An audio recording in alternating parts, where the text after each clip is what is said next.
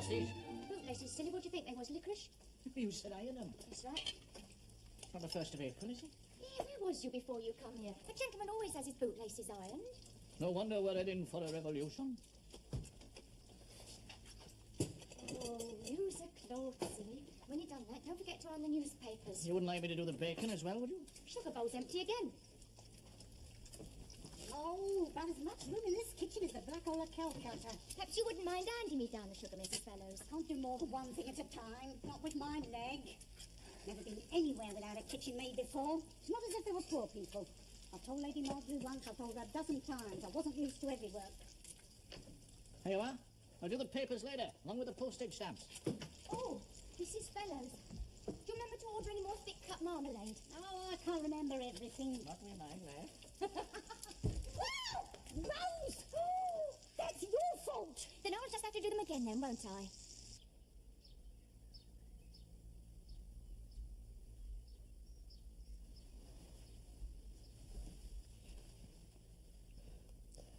When, Lawrence? Later on, when we're more settled. I'm sure it shouldn't... What? What shouldn't what? Shouldn't worry you so much. We're husband and wife. At least everybody thinks we are. Well, perhaps we should have stayed just two people. 2 children, I'm afraid you mean, Lawrence. You said yourself, Elizabeth, that marriage is an out-of-date shibboleth. But, darling, if we'd simply lived together, I would still have wanted you to make a woman of me. Oh, what a fatuous expression. I don't know any other way to say it. Well, I should think not. Something positively unhealthy with your preoccupation with this... Goodness gracious, is this really Lawrence Burbage, the Fabian poet? What about you and Evelyn Larkin? That was not as you imagine, and I prefer not to compare you with Evelyn. Why not? Because a pure woman is not supposed to care for such... So, neither of our mothers is a pure woman. Oh, now, please, don't try to be clever. We have no way of knowing what our mothers may or may not have felt, and I, for one, prefer not to contemplate anything so bizarre. Lawrence, if you could hear yourself. Of course I can hear this. In Vienna, you said, when we get home, when we're in our own house, I'll marry you. Elizabeth, weren't you happy in Vienna? What's that got to do with it? A great deal, weren't you? Most of the time. I thought it was idyllic. I suppose so.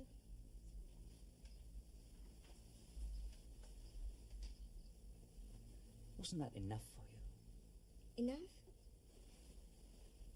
Holding your precious hands all night, reciting poetry to you, kissing you. I love you too tenderly, too chastely to submit you to anything crude. For me, it's bliss enough, just to... Now, what's the matter? Don't you want me to? Of course I do, darling, but it makes me want... Perhaps you're not well. Oh, it just gives out on me when I'm least expecting it. The doctor in the last place said I was lucky to be walking. Hey, that smells good. Yeah, you've had your breakfast. Aye, well, I never say no to second helpings. Get on with you. Takes me back to my old man's kitchen in Abergavenny, that. Thomas, I'll do that. You get your master dressed, or my nice breakfast will spoil. What about your leg, Mrs. Fellows? I can lift an iron. Mrs. Fellows is right. We must get them dressed. I'm all behindhand.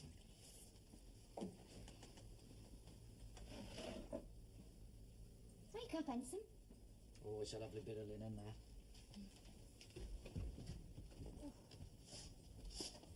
Oh, my God!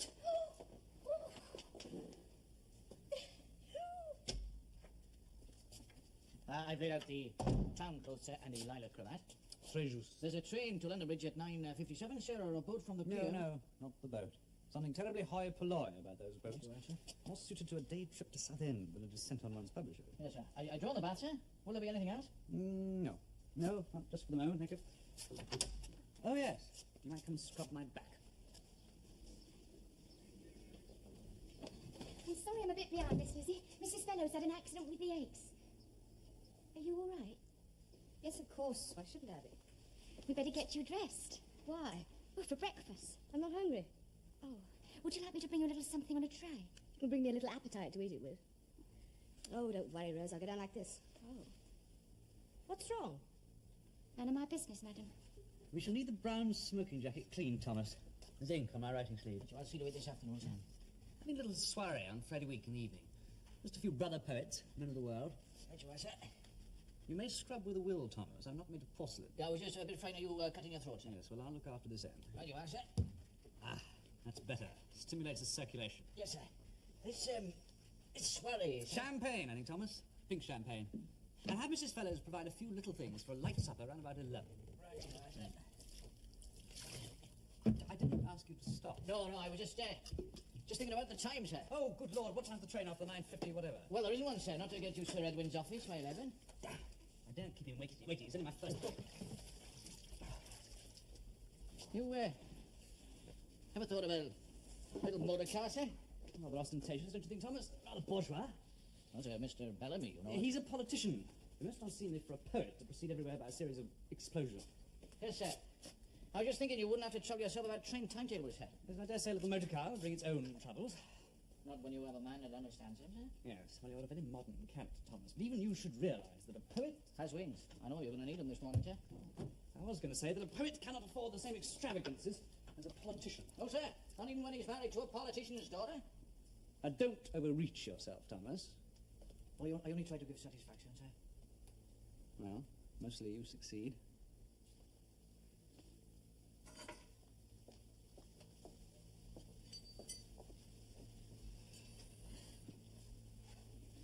Good God. What on earth happened to the newspaper? Very sorry, sir. A bit of an accident. Won't happen again. Mrs. Fellow's leg, you see. I don't begin to understand. Good morning, sir. Morning, Rose. Nothing wrong with your leg, I trust. No, sir. Thank you, sir. Are you going out again, Lawrence? Yes, so everyone wants to see me about the collected edition. Again? Matter of fact, poets work better on the move. I get some of my best rhythms from the railway track. When am I to have the pleasure of meeting this famous Sir Edwin? Oh, next week, possibly, if he accepts. We're giving a little soiree to herald the publication. Are we? I'll speak to Mrs. Fellows about it. Well, I've already spoken to Thomas. Thank you. When will you be requiring me again? Perhaps I phrased it wrongly. Will you be requiring me again? Now, please, Elizabeth, don't be childish. No, we must be very grown-up people, mustn't we? Have you any idea, Lawrence, why we got married? This is a bad moment to examine our consciences. I've got a train to catch at 9:50, whatever. It's always a bad moment. Night you're too busy writing. In the morning you're hurrying up to London. Weekends you spend with the Ansteds. Could I have an appointment, please? You cannot expect married life to be all daisies, you know. Haven't seen a single daisy so far. Well, say something, do. Leave me with some poetic gem that I can meditate on all day. I wish you'd dress for breakfast. Is that the best you can do? Still, if you want to behave like a poule de luxe. No, Lawrence, I'd much rather behave as a wife and mother. Is that so extraordinary? Something we never discussed. I know. I must have taken it for granted. What on earth did we talk about, Lawrence? I have the impression we talked incessantly. What was it all about? I'm sorry, Elizabeth, but I'm really going to have to dash. Leave all that delectable nourishment. Man must work. And woman must weep. It doesn't necessarily follow. I'm afraid you don't love me, Lawrence. Oh, bosh. Utter bosh. Then why? Why what? Why shouldn't you want us to make something of our very own that we could share? You cannot love little lumps of flesh, and what are babies else? Dr. Johnson. Don't be patronizing. Anyway, I believe it not absolutely essential to have babies at first if one is careful. Oh, God, Elizabeth, not at breakfast. You won't talk about it in bed. I should see a doctor. Whatever for? You seem to be out of sorts. What a stunning observation. Elizabeth, I do detest sarcasm. And I detest being relegated to the position of a decorative doll. Especially since I don't feel particularly decorative I'm anymore. sorry to have to say this, but you seem to me to be developing a wayward, morbid disposition. Restiveness I am accustomed to regard as an unwelcome quality, whether in women or horses. Oh! You dwell constantly on your own selfish desires without a thought for the enormous responsibilities that I have to face with the publication of my first book. You're content to send me out of the house late and with mounting blood pressure.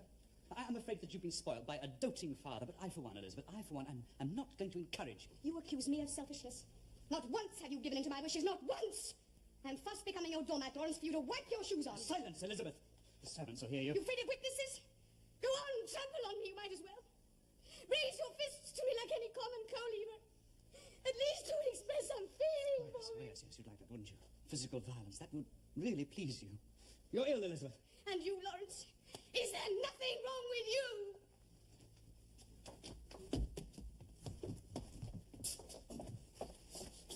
9:30 precisely, sir, and 15 minutes walk to the station.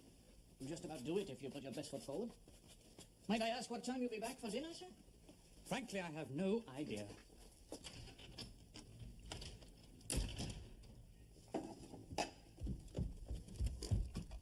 Oh, the clouds burst up there, all right. What do you mean? Silence, Elizabeth. What? Yeah, that was him, like my old dad of a Saturday night, and she's yelling back like a Barry fishwife, calling him a common collier. Oh, I never. What was you doing? Standing listening?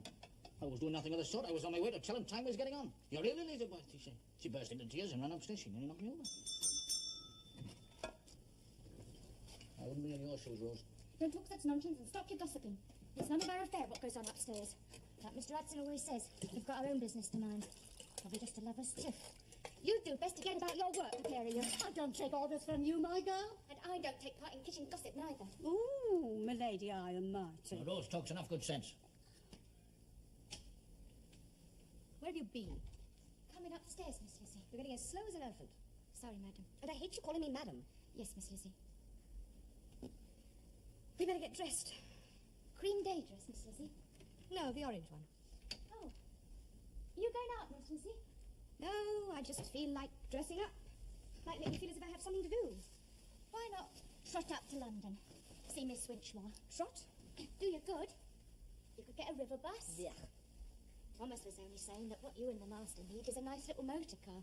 See, he could chauffeur Mr. Curbage to the station in the morning, then take you for a little spin in the afternoon. We can't afford one. Thomas says that your father would appreciate the advantages to his daughter of being able to get out and see her family.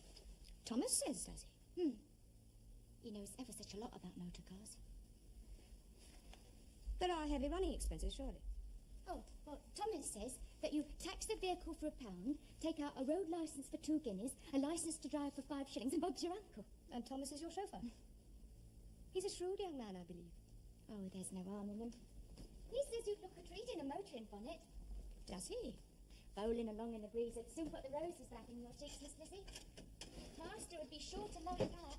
Would he? Perhaps you're right, I have rather gone to seed. I shall have to speak to him about it. To Thomas? No, silly, to Mr. Curbage. Rose? When I caught you the other night, you and Thomas... I have apologised for that, Miss Lizzie. It won't occur again. It's all right, I'm not going to scold you. Although, if I hadn't come down when I did... It was only a bit of fun. I wouldn't do anything not proper, not before I was married. You ought to know that. Ah. So you haven't ever... Never, Miss Lizzie, of course not. What you thinking of? I don't know. I thought perhaps you might be able to help me. Help you? Don't you think men are difficult to understand? Oh, I don't mean fathers and brothers and family, but men. Just men. Well, I wouldn't know, Miss Lizzie. Gentlemen is different to servants. Don't you believe it, Rose? Well, stands to reason. I mean, men what haven't been educated all just want one thing. That's what my auntie used to say. You have to suffer it. Do you think it would be such suffering, Rose? Well, I wouldn't know, Miss Lizzie. I'm not a married woman. Your auntie thought all men were the same? All working men. Well, men are men, whether they wear a clean shirt once a day or once a week. Well, that's what my auntie said. Why don't you ask your mother? Unfortunately, Rose, such things are not thought a proper subject of conversation between a mother and her daughter. That's why I'm asking you. Well, my uncle was brutal, my auntie used to say, especially when he'd had a drop. I don't think that will ever be Mr. Curbage's problem. Oh, I didn't mean... What have you got me saying? We shouldn't be talking like this. I've got a pile of ironing to do in the kitchen. And Thomas will be there. Expect so. And he'll tease you and make you laugh. And nothing, Miss Elizabeth. He's got his work to do. I've got mine. It would all be so easy. So easy. I don't understand you. No, of course you don't. Oh, I wish... I'm sorry, Rose, dear. I'm behaving very badly. I think we must forget the whole conversation.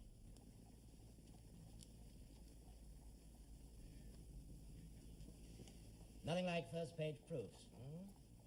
I feel like a father. In that case, I suppose I'm the midwife. Hmm? Will you have a glass of Madeira? Oh, thank you. But we simply must make room for some of these new Viennese ones you sent me. There's a completely new voice, a deeper sounding of experience. Marriage agrees with you, my dear. There are some things I don't understand. There you are. For instance, this in Sonnet at Grinzing, which, by the way, is not a sonnet at all. Well, I didn't mean it technically. Well, never mind. But now these lines now... Yeah, pray elucidate, my dear. When we come near enough to touch, all beauty flies away. And when we draw too nigh the fount, the spring of life's decay. Well, now, is that descriptive of the fount or what? Oh, no, it's a verb. The spring of life is decay. Oh, I see. Sour thoughts for a young man on his honeymoon. Hmm? And then there's this curiosity. But this will definitely leave out. Which? Venus arising from a zinc tub. Very degar, my dear, but I don't think the public is quite ready for this sort of thing. Bright Botticelli never saw such vegetable stew. Now, Lawrence, that's naughty. Venus arising from her bath is not a vegetable stew. I meant the flesh all overcooked. It's sad stuff, my dear. One day you'll be able to print such things. Oh, I can print them all right, but nobody will buy them. Why, when your cups, when you wrote it, was meant to be funny. Neither. Well, my genius, you must learn to hoard all such aperçus until you're in the sere and yellow. A young man, with, they tell me, a ravishingly beautiful young wife, could do without such bilious thoughts. His public won't appreciate it. I must write as I feel. Sir Edwin, I was thinking of holding a little soiree on Friday week, and I was wondering if you'd do me the honour.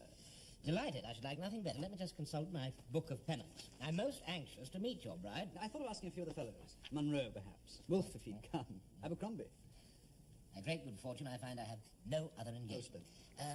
May I suggest we ask Tompkins of the Morning Post? Hmm?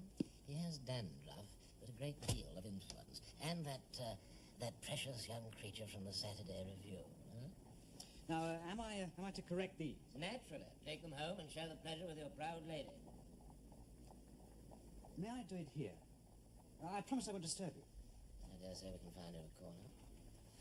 Lawrence, is something wrong? You know, I'm unofficial godfather to all my protégés. Sometimes a few words with an older man. I wouldn't want to burden you, sir. But that's one of my functions, burden bearer to the muse. Oh, I don't know. Now, there is something. Come, I insist. Please.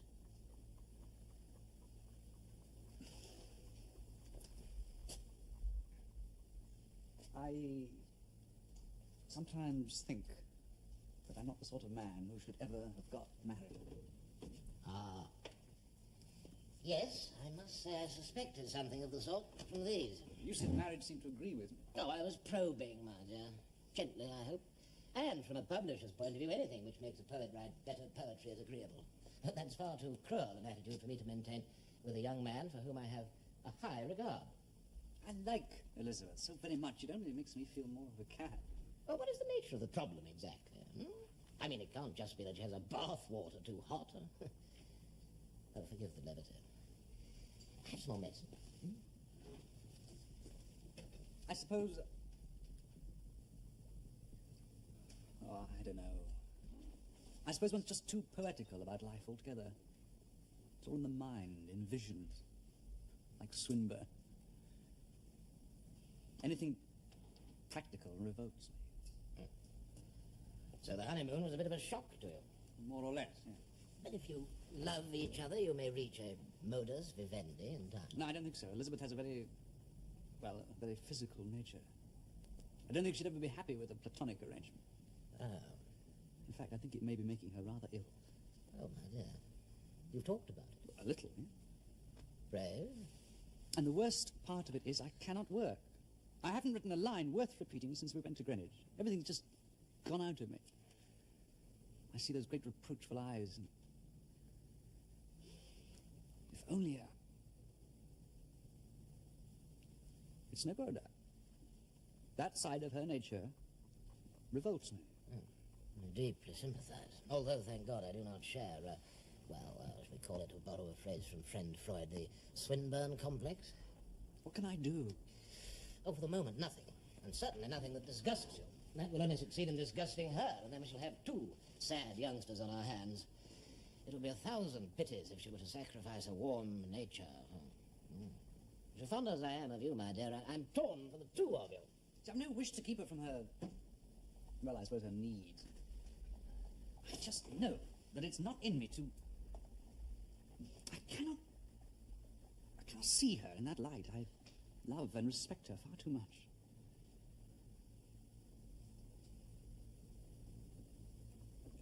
You have befriended me.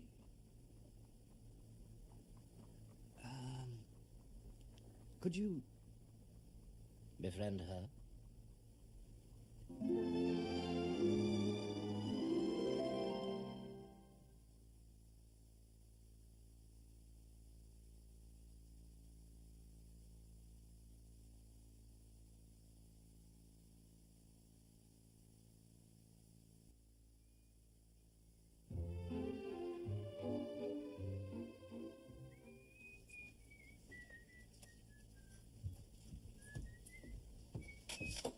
Oh, Thomas, did your master see what time he would be home?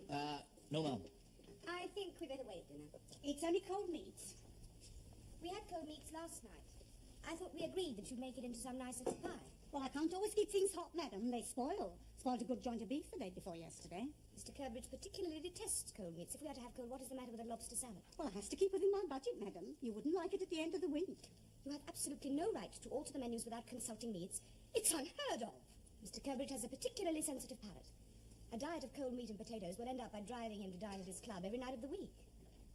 If Mr. Curbridge is going to be very late, well, perhaps there will be time to make it into something nice. Who's asking you, Rose? We don't know for certain that he's going to be late at all. Well, there you are then, madam. What am I to do? Oh, use some imagination, Mrs. Fellows. I'm sure Mrs. Bridges would have had a solution. I don't stand for no comparisons. I was engaged for good plain cooking, nothing fancy. For heaven's sake, is nobody going to listen to me upstairs or down? Thomas, you can come and make up the fire when your master comes in. Yes, ma'am. Oh, that'll be him now, ma'am. It's all right. I'll let him in.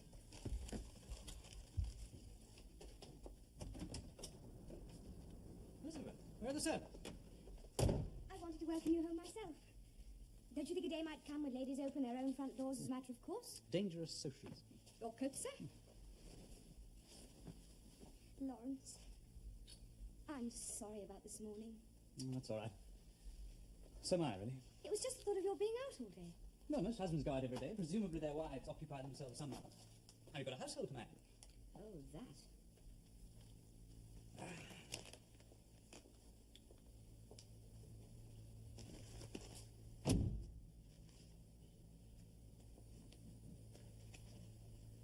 Lawrence, I do want us to share things still.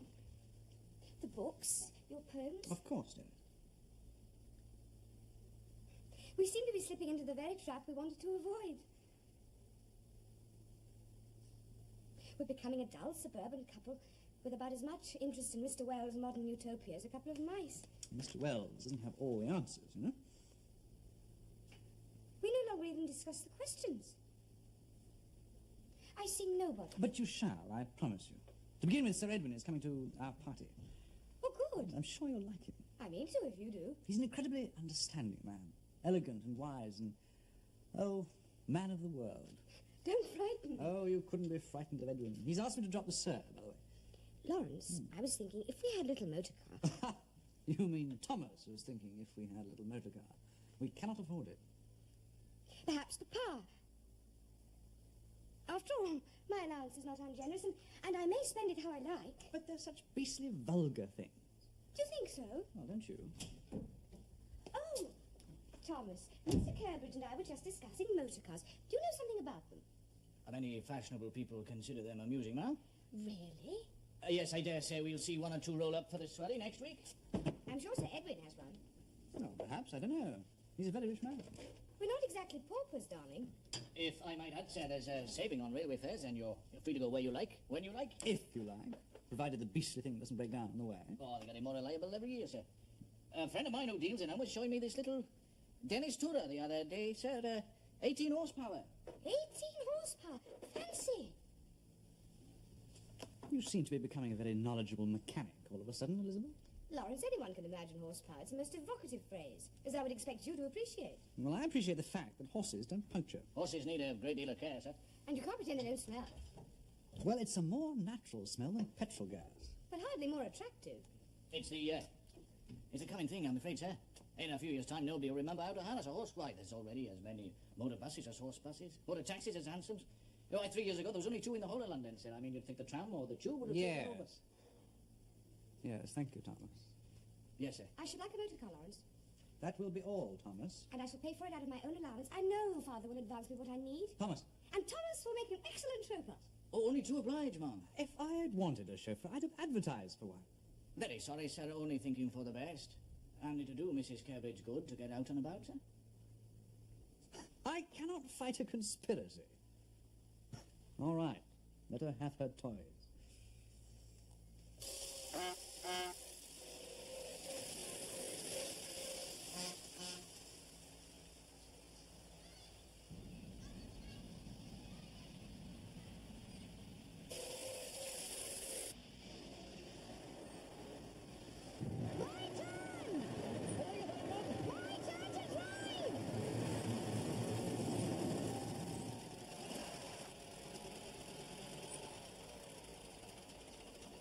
You think you can do it, ma'am?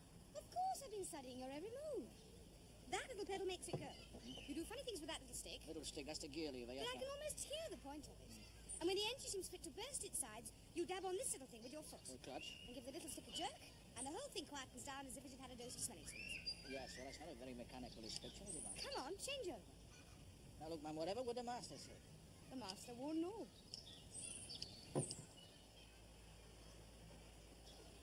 Now, when I turn her over, push that little lever forward, right? Right.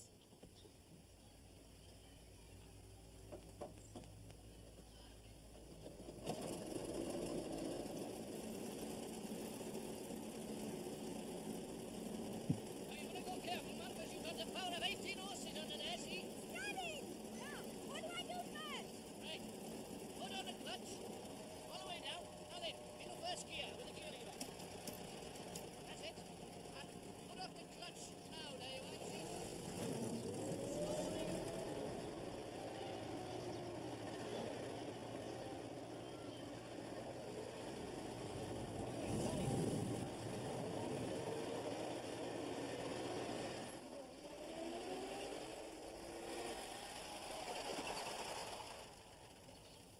I just need to master the steering.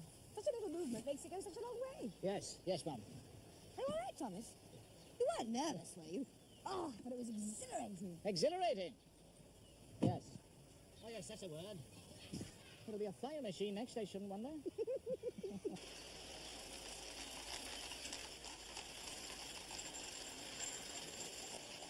So you don't regret leaving Eton Place for a while? Oh, I'm always happy wherever I'm busy, milady. You're a good girl, Rose. And it's so important for Mrs. Curbridge at such a happy time in her life to have a happy staff round her. Yes, milady. Hello, dearest, I'm late. Her ladyship's not been 10 minutes, Mrs. Kirkbride. Good. What do you think of my new motor car? Oh, a very handy little conveyance, ma'am. Goes like the wind. Oh, that'll be Mrs. Gurbridge now, milady. Would you excuse me while I answer the door? Yes, Rose.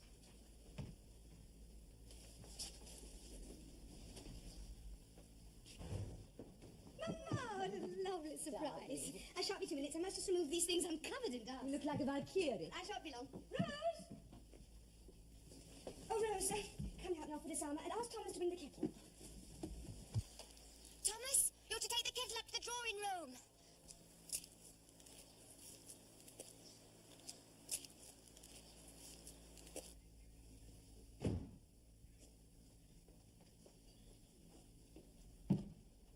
Excuse my attire, my lady. Mrs. Curbridge has just been for a drive. That's all right. Thomas, isn't it? Yes, my lady. How was the drive? Oh, very satisfactory, my lady. Though, not, I dare say, so smooth as a Renault. I think highly of the Renault. Oh, it's a beautiful piece of craftsmanship. Would you put it above an English market? Well, we're catching up, my lady, but there's no denying the foreigners lead the way. But you advise Mrs. Curbridge to buy a dentist, I believe. Oh, well, because it's a first-rate little tool, my lady. It's well adapted to the usage Mrs. Curbridge had in mind. But a Renault is something different. Renault? A Renault is a princess, my lady. It should be handled with love and reverence. It's a pity Pierce can't hear you. He drives it as if it were a team of horses. And unfortunately, a tired carburetor will not respond to the whip. Her ladyship obviously has a great feeling for the internal combustion engine. No, not so much. Mrs. Curbridge, too. Oh, has Mrs. Kirby? Mrs. Curbridge will make an excellent mechanic. Oh, Thomas, that was wonderful. Yes, then you hold on. Darling, I hear you've been risking life and limb. It was exhilarating and quite safe with Thomas. Oh, kitchen fire needs coals. What's up with you? Look like you've seen a vision. I have. Go on, where? It's parked outside the front door. Oh, you and your blooming motor cars. Why can't you be satisfied with the one you've got? Oh, that perambulator. Look at you. It was the last word on wheels this morning. Never heard of divine discontent, Rose. What's that? Plenty of scope in a place like that.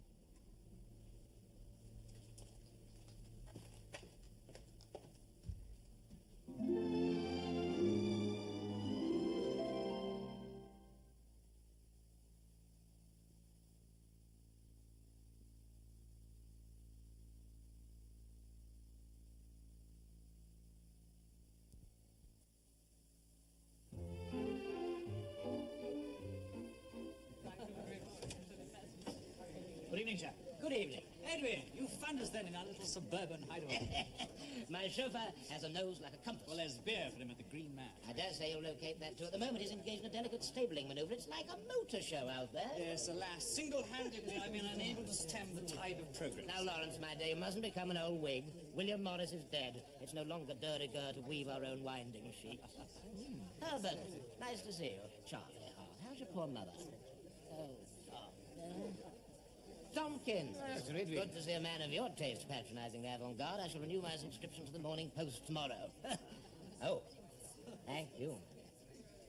As yet, poetry has not come to grips with the ordinary life of the working classes, but... Excuse me. Elizabeth, let me introduce my friend and publisher, Sir Edwin Partridge. And not only Lawrence's friend, I hope, Mrs. Covey. It was good of you to come, Sir Edwin. No, Edwin, please, if you can bear it. I think the reason most children howl at their christenings is because they can't bear the names they've been given, don't you? Although I'd be very surprised to hear that you misbehaved at yours. Elizabeth suits you perfectly. Thank you. And please don't think I'm one of those boring men who can't meet a woman without paying a compliment. I am the plain dealer to my very soul. And when I say that Lawrence is one of the brightest new poets since Bridges, and his wife a vision of loveliness, please understand I'm being no more than crudely factual. You overwhelm us, Sir Edwin. No, Edwin, I insist. Or you must invent a name for me. Invented names are all the fashion. To be even plainer with you, Elizabeth, I owe my knighthood to the fact that I led the Liberal Party a large printing press before the last election. It has no pedigree at all, but it's useful for impressing head waiters. Lawrence, far be it for me to deny myself your company, but I think the more you accommodate Brother Tompkins, the better for my sales and your royalties. You see, I told you he had our interests at heart. Evidently. Yes. Shall we sit this one out, Elizabeth? Why not? You seem to be the lone woman in a sea of masculinity. I'm afraid so. Wasn't my idea. Well, there are women writers, of course, but they generally turn out to be governesses or spinster companions or doll company of some sort. What about Mrs. Browning? Oh, what indeed. The Brontes? Ah, yes, I was thinking of poets. Emily. Yes. The exception to every rule. Yeah. Don't you find hers a very masculine talent, Elizabeth? I admit no difference between the sexes in matters of talent. Do you? Oh, you surprise me. I find the greatest charm is in their difference. Now, please don't misunderstand me. I'm in no sense undervaluing the woman's role in life and affairs. No, without women, I doubt if we men would do any of the things we do. Govern, make wars, build, write, compose. No. Woman is the lodestar to whom man in his darkness turns. Where would Lawrence's verse be without you? Pretty much where it was before you met me, I expect. You undervalue yourself, Elizabeth. The poems he has written since his honeymoon show an entirely new depth, don't you agree? Well? I didn't know he'd written any. Oh, he hasn't shown them to you? No. Oh, well, one can understand that when one is fishing in one's troubled soul. There it is. You bear a great responsibility, Elizabeth, like Dante's Beatrice or Shakespeare's Dark Lady. They were not married. I fear the wife has to be content with a second respect. Oh, witty. How could he fail to marry you, poor chap, when you pile wit and knowledge on top of beauty? Here. Who's he? Sir Edwin Partridge, the master's publisher. I think he's lovely. Aye. Well, he's an old fox. You take care, Rose. You'll have your chickens if you're not careful. Aye, so is he. You mark my words. give us a little Debussy, Muggs? Oh, rot that modernistic stuff. Let's have the Merry Widow waltz.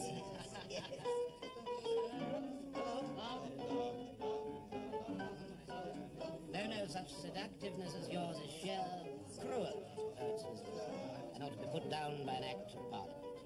I don't care much for being teased, Sir Edwin. And I'm afraid light banter is not my forte. I should bore you. Excuse me. Mine neither, Elizabeth. It's a performance I've acquired to compensate for hideous bashfulness. Beneath the peacock is a partridge, and a very humble one. And if I let him out too often, he'll be shot. Try to understand. And tell me about Vienna. Vienna is glorious, but somehow... You will think me very earnest. Somehow poised for a decline. There's a smell of death in the air. Something like that. How did you know? I was there last season. You felt it too. What sensitive person could fail? I don't think Lawrence did. Lawrence no doubt had other preoccupations. Interior ones. Does he tell you about his preoccupations? He doesn't need to. He speaks in his voice. Isn't this an atrocious melody? No lean meat, only fat. It sums up our era, I'm afraid. Confess you didn't expect me to be a critic of the age. No. You must learn to ignore appearances, Elizabeth.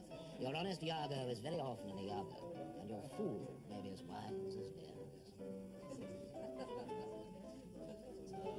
Please say something to stop me talking so much. With a woman of your character, I'm always afraid of making an idiot of myself.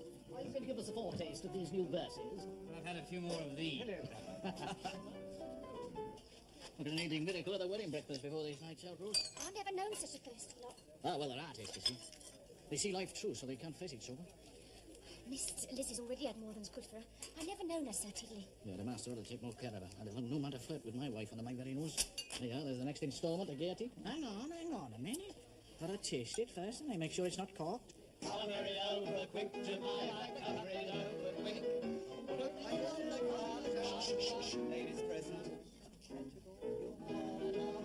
Lady present and preoccupied. Thread between monopolizing your wife. Well, they both have an excellent taste of people. It's all in dreamy white porcelain. Really? Head of a child. It's the divinest thing you ever saw. I fell in love with it so lovely Lawrence bought it for me. Hello, lovely Lawrence. Lawrence, my dear, come and join us. Elizabeth was just telling me of a piece of Capodimonte you picked up in Vienna. Picked up? Yes, that's rather an understatement. It's too heavenly. I've discovered Sir Edwin is a connoisseur of porcelain. Sir Edwin's a connoisseur of everything. I should simply adore to see it. Unfortunately, it's in our bedroom, and I hardly dare to fetch it down here. Come, my children. Lead me the way. I've not come all the way to Greenwich to be denied the sight of a piece of Capodimonte. Lawrence could show you. No, I must have it displayed by its owner. Lawrence, like so many poets, has no visual sense at all. Isn't it sad how an overdevelopment of one sense can so often lead to an undernourishment of another? Did you know that Swinburne was tone deaf? Mm-hmm. But that is where we connoisseurs come into our own. All our sensibilities are equally well nourished. Thomas, keep the champagne in circulation. I shall be back directly. Yes, sir.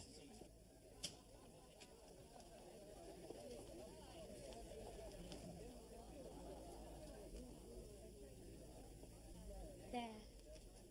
Oh. Oh, may I touch? Of course. Oh, it's exquisite. But I think a Bagnacavallo almost certainly, you know. Yeah. Its innocence takes one's breath away. Eh, Lawrence?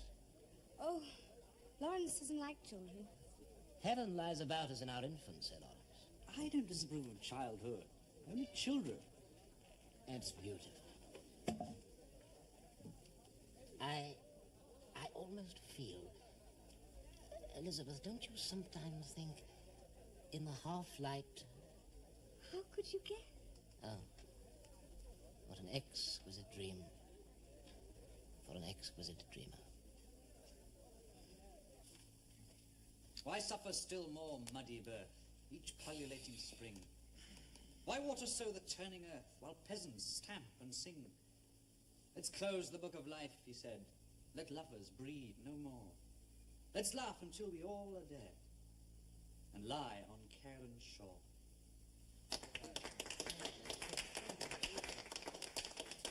Encore, peace. If you want any more, you'll have to buy the book. What did you think of them, Mr. Tompkins? Too gloomy. Negative. Won't do. I thought they had a pleasant swing to them. So's the hangman's rope. I Goodbye. Bye-bye. Oh, my dear chap, you're not going to. Time's winged chariot, old man. Herbert, race you back to London town. Go on for 20. Done. I haven't said goodbye to your wife. She was feeling rather tired. She begs to be excused. The boy has a new voice, Tompkins, don't you agree? Maybe new. No, Tommy, don't go wrong about this one. Remember, posterity always has the last laugh. When's he coming out? In time for Christmas, I hope. All right. Goodbye. May here, please. Nice. Interesting. Interesting. Thank you, Lawrence, for a delightful evening. And please thank Elizabeth, too. A woman of exquisite sensibility, Lawrence. You are to be envied. Am I, Edwin? Be tender, be gentle, be tolerant. That sounds like a poem. Life is a poem, Lawrence. That is my credo. Good night, my dear. Good night. Oh, my feet are killing me. I feel as if I've walked to Land's End and back again. Do you fancy a cup of cocoa? After champagne? Oh, I do. Don't suppose I could persuade you to put the milk on the hob? No. Oh, that's nice. Still, I don't suppose I should have expected a gentleman's gentleman to demean himself.